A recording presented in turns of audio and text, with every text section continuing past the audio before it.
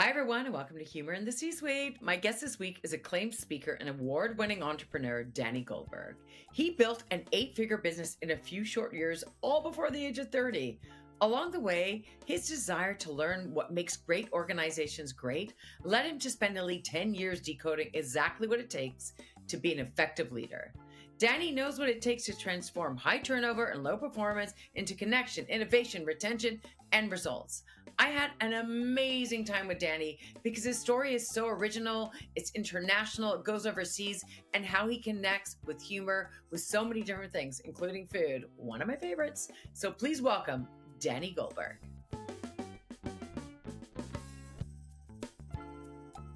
Hello, everyone, and welcome to Humor in the C-Suite. My guest today is Danny Goldberg, and I'm so happy to have you here. Hi, Danny. Thanks for having me on. Great to be here. Oh my God, great to have you. And now I know you're like full-time keynote speaker now, but you've been an entrepreneur for many years in the manufacturing industry. And your story is so fascinating because you are still so young. We were just talking about this. You just turned 30, and all of a sudden you're like, no, I want a different career. So why don't you tell us how what you were CEO of and founder of from your first life? Yeah, so entrepreneurship is in my DNA. I started my first business when I was 14 years old, selling boxing gloves, and that journey took me on the creation of multiple businesses from my late teens to my early 20s, into what became my last venture, which was a manufacturing agency where I helped consumer brands manufacture products overseas.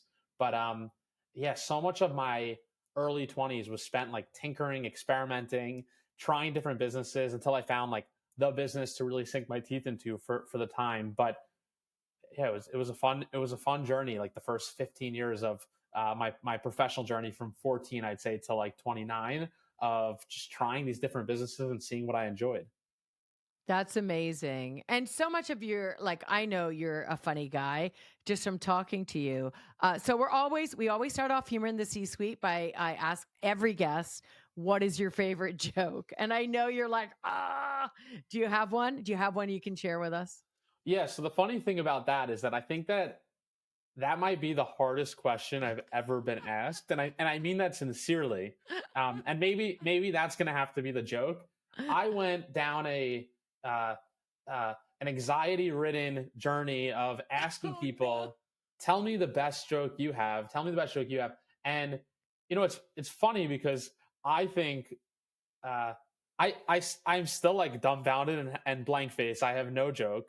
I took it to Chat GPT to make sure that I was prepared for the show, but that might be the hardest. I don't know if other people, if you've You stumped do other not, you people. cannot chat GPT jokes because they never know the ending.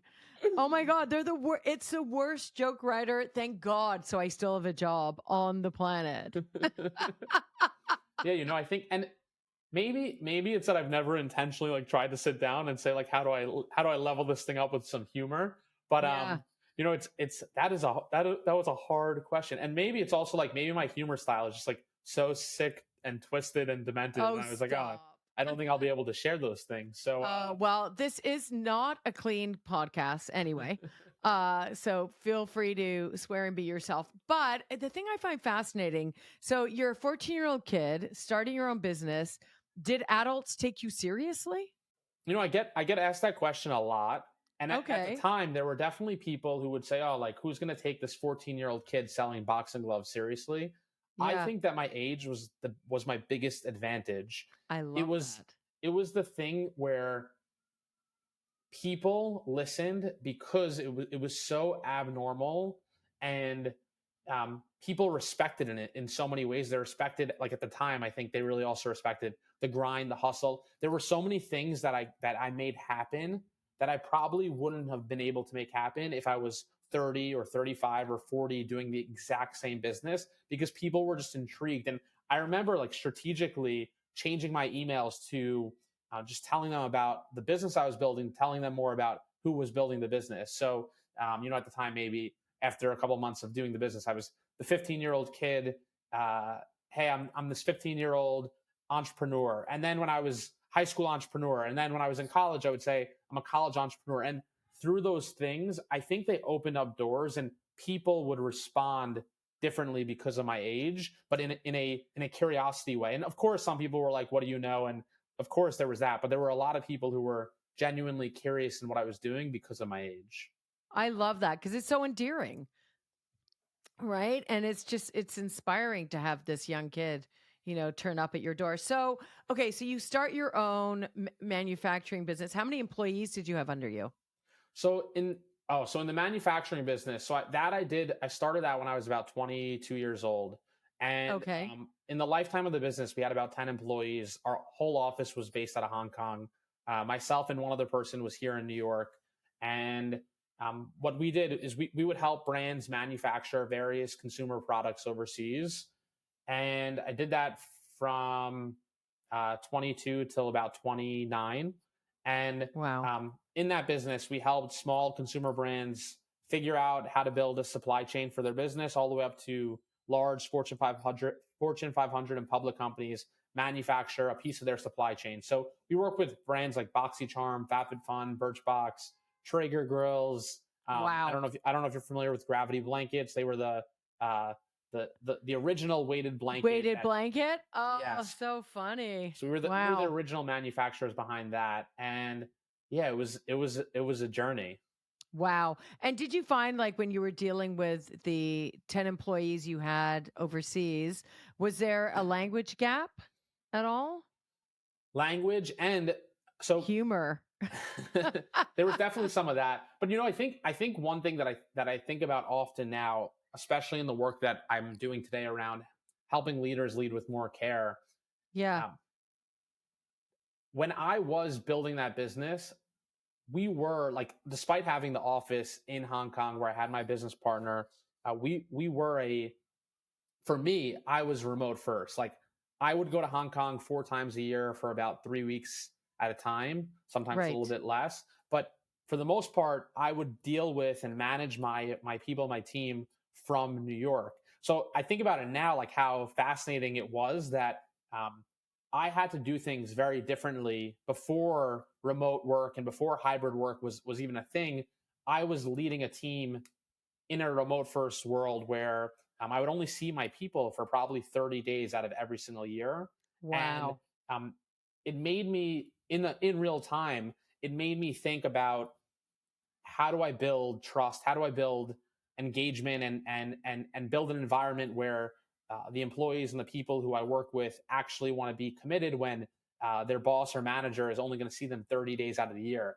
And now looking backwards, I see that there were so many things that I did that were um, truly authentic and around building connection, but they're tactical that like any leader or manager workplace can put in their organization to drive more engagement and build more trust and make an environment that people actually want to show up and be in. And did you use humor in any of those techniques? So I think when you travel like overseas in general and you're thrown into a culture that's so different than your own, Yeah. there are always bits of humor, and just like there's humor in how you connect and how you embrace each other. Um, Yeah. and I think just naturally, like so many things are uh, there's a lot of like natural humor, and obviously, people in Hong Kong um, who speak Mandarin as their primary language, and maybe speak some broken English. Like there's what we find maybe is a little bit humorous or different than what we traditionally like find funny here. But Yeah. absolutely, there were so many points or um, ways that we used humor to like just to connect authentically in the moment. I love that. And did you find, like, because not only that you're working with the people in Hong Kong, but you were working with clients who wanted to manufacture stuff. So when you were dealing with your clients here and you were having those meetings about what they were, wanting to produce or whatever, did you find in those situations you were able to, like, make more connection? Maybe if, you had a lighthearted moment or Y- Yeah, so I'd say the way that I would think about humor, like stateside, was maybe a little bit differently and yeah, a little bit more tactical. Perhaps really around. So here, like in the states, a lot of the customer facing interactions was either focused around business development and finding customers, or trying to like build more depth and go a layer deeper with my existing customers to build more trust with them. So I think in Yeah. general, the way that I would think about humor here was always around like how do I talk about anything but business, probably for the first Yes. 10, 15 minutes of the conversation. And of course, like if you can use humor to just like break the traditional way of Ice. jumping right in. Yes. Yeah, break the ice and build Yeah. some of that connection. So absolutely. And I think that's how I view a lot of my like sales calls today in the work that I do, but also in the last 15 years of my life of trying to sell. And funny enough, now that we're talking about it, um, I would spend a lot of time when I go on these trips to at the factories and visiting different factories of where all these products were made, from bedding, blankets, fitness equipment, drinkware, home goods. Like we made a lot of products across a lot of different categories. And in China, in the factories, the way that most factories want to actually conduct business is they don't want to talk about business when you first get there. And a lot of people go in and they jump right into business. And traditionally speaking, a lot of like Westerners, they want to just like squeeze the factory to make whatever it is they're making for the lowest price. And Yeah. right away, if you lead that way, factory owners will recognize like you just mean business and you don't care about them, their culture, their people. And it actually it's a disadvantage, not obviously across the board, but traditionally speaking, that's not the way that the at the factory level that business should be conducted. So I was very strategic in regards to when I first go in and meet these factories, I try to build a genuine, authentic relationship with the factory owner, the manager, the sales rep, and I would try to connect by sharing about our culture and their culture, and bridging the gap. And eventually, we talk about business and the products we're making. But it was so important to build an authentic connection and use like our cultures as a means of connection as opposed to just jumping right into business. And one more thing I want to say, like there was so much humor in the food because the food was so different, Yeah. and a lot of Westerners too. um, I'd say maybe they lose some respect from some of the factory owners because when you go to the factory, they say, get me McDonald's or get me the American food. And they don't want to, there's no like, the factory owners appreciate when you take that curiosity into their world and their way of life. So I would say bring me to the lunch spot that you eat lunch at every day. I want the real experience. And I um, love that. and that would create. I have so many stories of the foods that I ate that uh, in the moment I was like, I have no idea what the heck I'm eating, but this is going to be interesting. And they loved it. Like they would love the reaction. And Yeah. I would try to speak some broken Chinese as a means of just like breaking the ice and throwing some humor. They would love when I would say like, uh, "Thank you," or "This is delicious," or trying to say I love this food, but I was probably really saying like I love you very much, something like that. But they loved all of that, Yeah. and I think that there's a lot that to be learned at like the C-suite level around being curious about the people who we work with, despite so often when we work here, like in the States, we think that the people we're working with are like just like us, but we need to be a little bit curious about the people we work with and where they come from and what they like. And I think that that helps build, greater depth and connection with the people who we work with. That is such great advice. And I find like it's so perfect to think of, when we talk about humor in the C-suite, it's not about telling jokes. It's really about how can I connect with these people, and food and just cultural differences. I think is such a great way to do that. I'll never forget one time we went for lunch. So typically, when you go to these factories, it's like you take a plane, a bus, a plane, a car, or a boat to get to some of these factories, and then there's always like a long car ride that's involved in the mix. And you get there, you're hungry, you're jet lagged, and typically you would either first would review the products or whatever you're there to review at the factory, and then you'd go for lunch, or you'd go for lunch and then you'd go back to the factory, in one of those two. So I went to a factory that did a lot of industrial product, and we're done. We finished the meeting. It was like maybe an hour and a half, We go for lunch, and I'm starving. I'm jet lagged. I'm tired, and the restaurants are like the reverse way in China, a lot of places, because they want to show you that the food is fresh. So you walk through what looks like a market or a kitchen, and then you sit down at the restaurant and you're able to select the food you want. So we're walking through, and there's seafood first. We select the seafood. Then there's the chicken, the meat. We select all the different things, and then there's this steel crate on the floor, and there's a blanket sitting over it.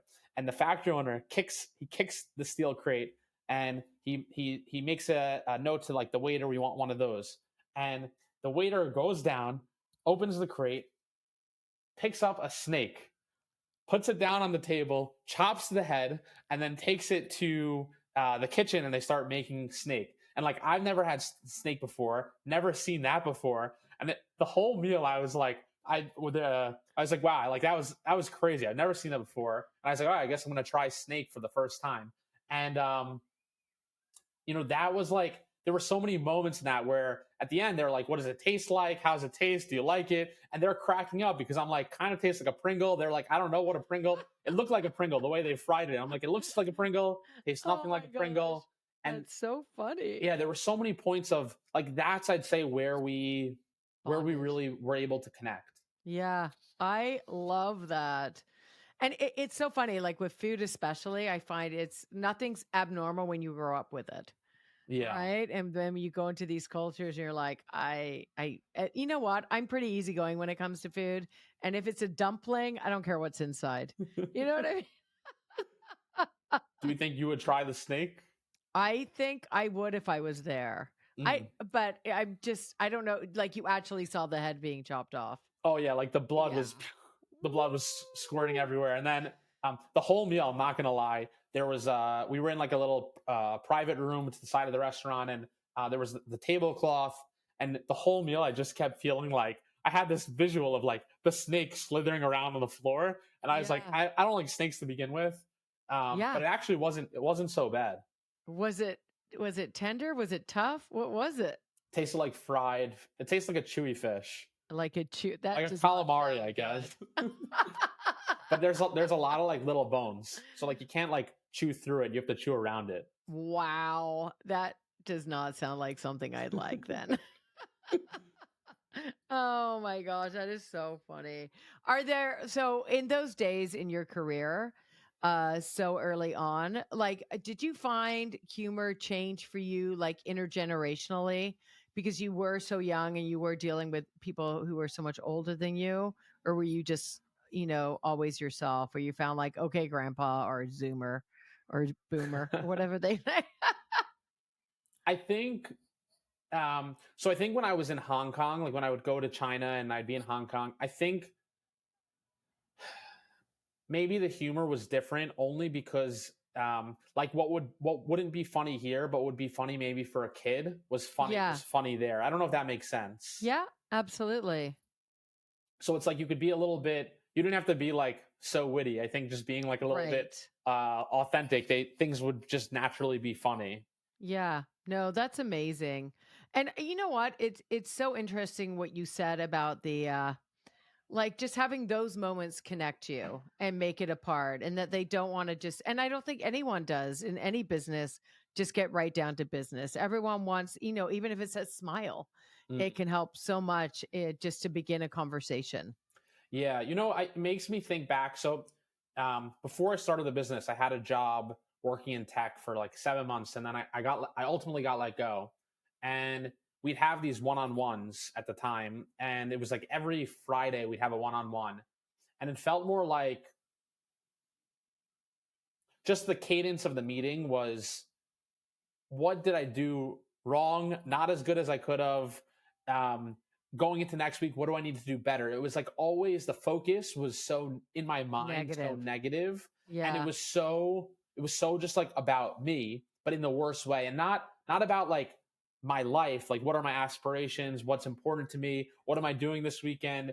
And I felt like when it was asked, like, what are you going to do this weekend? Or even on Monday, like, how was your weekend? It came from a place of, there wasn't like genuine curiosity and care. There was more like, I'm checking the box. Okay, now we're going to get into business, or now let me tell you let me tell you all the things you didn't do so well this week that you need to do better next week.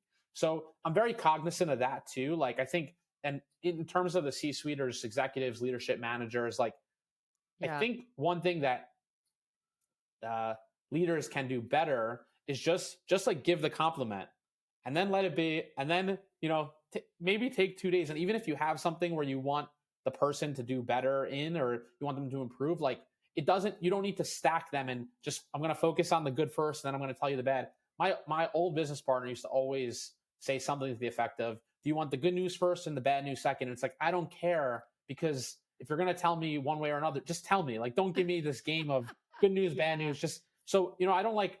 I'm very cognizant of not stacking or not trying to be strategic. Like, just be curious about me, and then next week you can tell me what you want me to improve on. It's also very passive aggressive when people do it that way. Mm. You're great, but this was amazing. And I think why not next time? Yeah, it's interesting. Do you feel like humor, now that you're teaching leaders, and that's because you've so much to share now? Do you feel like when, there is room in those environments to use humor in the C-suite?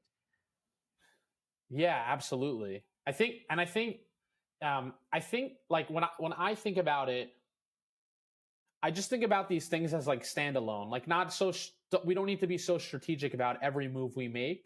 I think humor is just very much about connecting and like building a bridge, and just trying to, I don't know, find ways to resonate with one another outside of work or the tasks ahead or the objective and the mission that we're on, and just try to like be a little bit more human. Yeah, no, absolutely. And it really does. Do you feel like it can enhance like that relationship in terms of team building? Oh, of course, yeah, like of course. Yeah.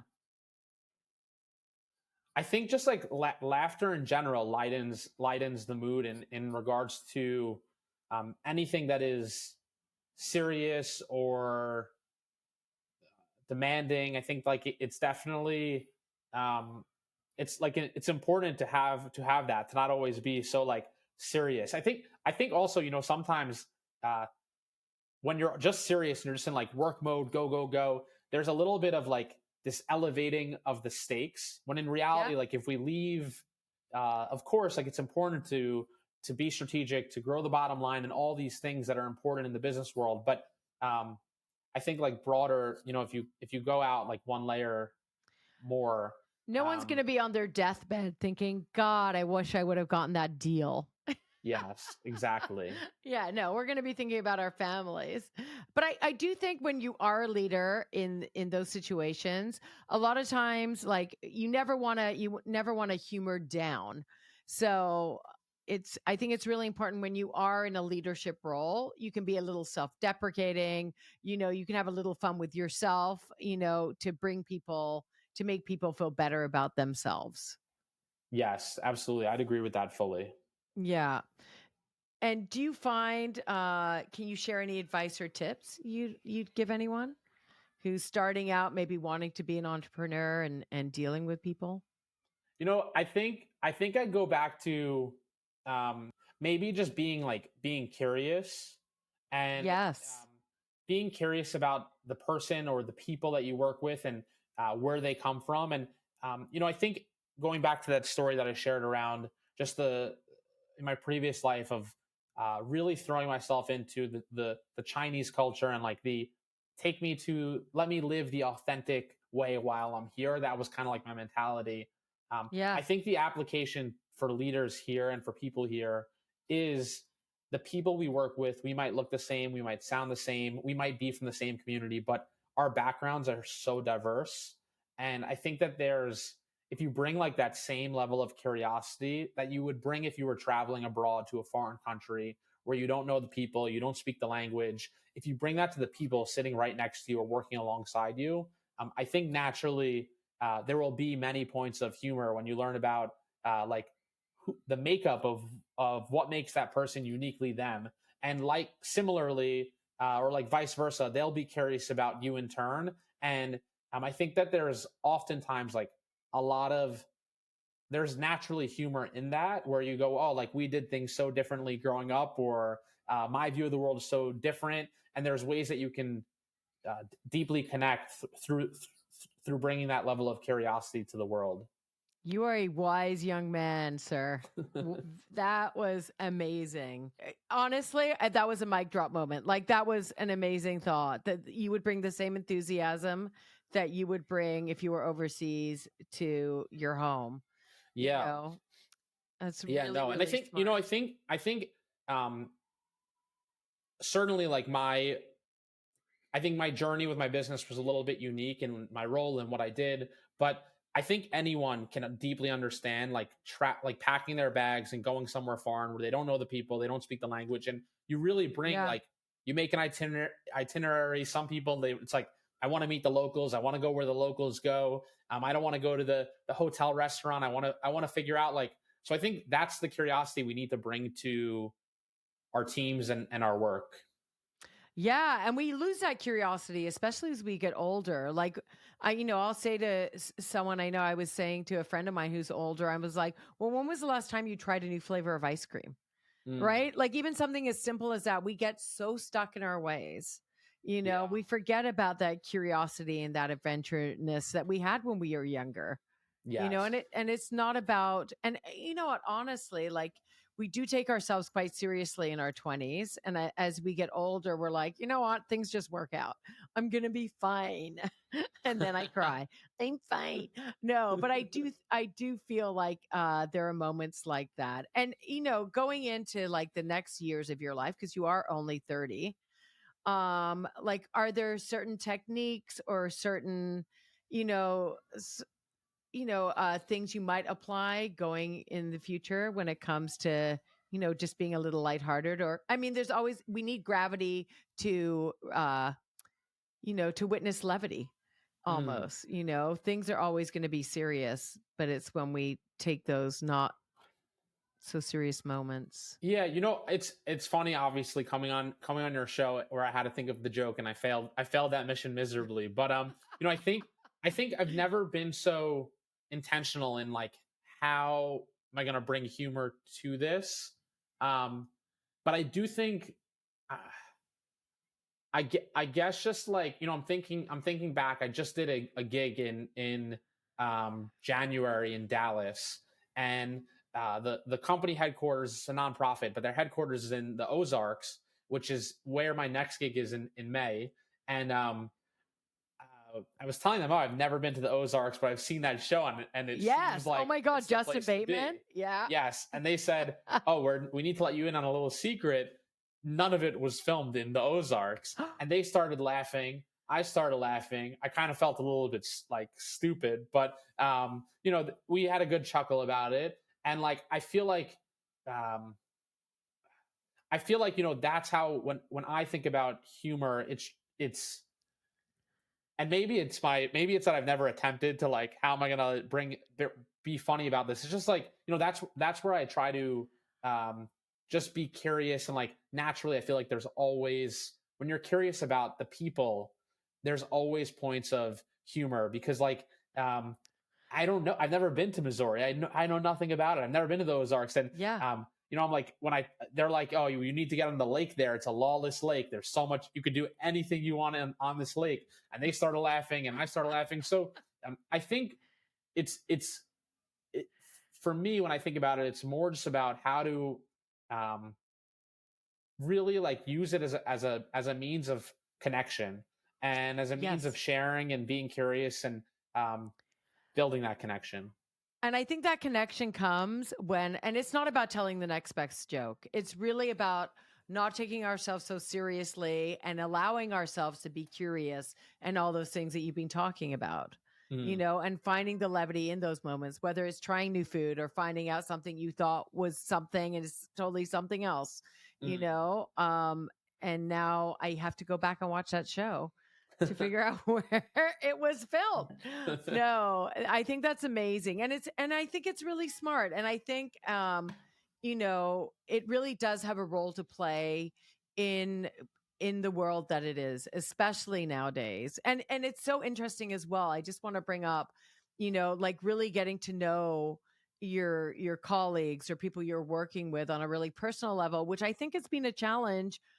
People working remotely and doing all these Zooms because you're not in the kitchen with them. You don't know what tea they're having in the morning. Like all Mm, those minute details that might connect you to someone, you don't have that luxury of knowing them that way because you're always in a box on your computer. And yeah. I think now that everyone's getting back to work, we do get to know each other, a bit that way. Yeah, no, that's true. Yeah, I think it's harder than ever to it's different. It's definitely different in regards to like how you can build connection, and you probably wouldn't have those same laughs. Like I remember I worked at a gym like before I started my first business, maybe when I was 13 years old, and I used to have these like just like at the time maybe it was like an exotic dinner with like a Philly cheesesteak or something, but it was a small gym, and all the members started complaining that the gym stunk while they were trying to work out. Like it just stunk like greasy. I don't know. I was Yeah. probably eating chicken fingers. I was 13 years old, and everyone started complaining. So I wouldn't be allowed to eat in the gym, and you lose that. Obviously, you lose those elements of working remote. I love that so much, Danny. Honestly, you know what? When I'm working out, I want to smell a Philly cheesesteak. I think that would be my go-to. It's like I used to go to a gym that was right beside a bakery, and Oh, the that's smell would just come woofing in, and you'd just be like, nice. why is the universe torturing me right now? This is like the one thing I shouldn't be thinking about.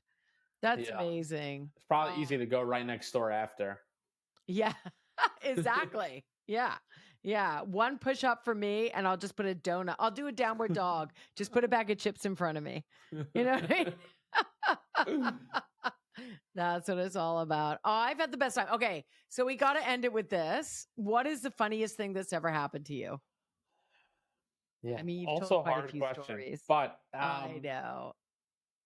I had two that came to mind, but I'll tell one.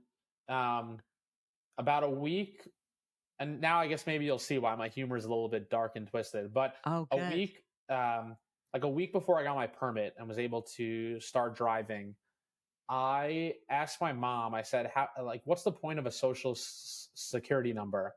And like, I didn't know my number at the time. And she said, "You need it for X, Y, Z. You need it. It's an important number to know.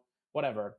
A week later, I get my permit, and school was supposed to start like maybe in a couple days. So I wanted to go get a haircut. At the time, I had a lot more hair, and I'm like, I'm not going to drive. I'm going to bike because it was a beautiful day. It was still like end of summer. So I get on my bike and I start biking, and uh, I'm on my phone texting. You shouldn't text and bike, just like you shouldn't text and drive. And I biked right into traffic, and there were two cars. I biked into ongoing traffic, not paying attention, and there were two cars coming that were driving about 40 miles an hour, and the first car missed me. And the last thing I remember before the second car hit me, the first car rolled down his window and he screamed, "You fucking schmuck!" And the second car hit me. I flipped off my bike, hit my head. I wasn't wearing a helmet. My head cracked the windshield, and I fortunately rolled onto the sidewalk, not the street, because otherwise I probably would have gotten driven over by the next car. And I was like out cold, and I got up, and I thought I hit a curb. Like I didn't even know what happened. I was so out of it, and I tried to get on my bike. One tire was even off the bike, and then someone came out, and they're like, "You need to sit down. You need to sit down. Um, it's the ambulance is already on the way. Like you just got hit by a car." So I lay down. The whole this is like the busiest intersection. I grew up in a small town, but it's the busiest intersection in a small town. And um, within 5 minutes, I am in a stretcher with a neck brace. The whole avenue is closed down, and they get me into the ambulance. My mom comes. She's in the ambulance with me, and the first thing the guy said is, he said, "Do you know your social security number?" And I always thought that was very ironic. And um, I was totally okay. I didn't break any bones. I was very like bloody and beat Oh up, but I my was totally gosh, okay. you're And angels. the week later, I went to I went to the doctor for a checkup because like I had literally a grapefruit coming out of my head with the concussion that I Yeah. had, and the doctor is like, maybe you should hold off on driving and go back to like learning how to really ride the bicycle. He was really ripping into me because yeah, it was bad, but I don't know. That was my funny story. I love it. That is so perfect. Oh my gosh. And you even did a callback, which I love. The social security number. Do you know it now, Danny? Do you? I No, don't tell. I hope so. Yeah, we're not going to tell everyone on this podcast. I'll print it out for you, everyone. Now, that's amazing. Thank you so much for hanging out with me today. Yeah, this was so much fun. You know what? It just is such a different perspective because, we talked about just, being overseas and having to bring humor to a culture where you don't necessarily, speak the language or whatever, and just finding the levity in all those moments. I found really interesting. And I just love the fact that you've taken the time to hang out with me today and be on Humor in the C-Suite. Thank you so much. Thank you.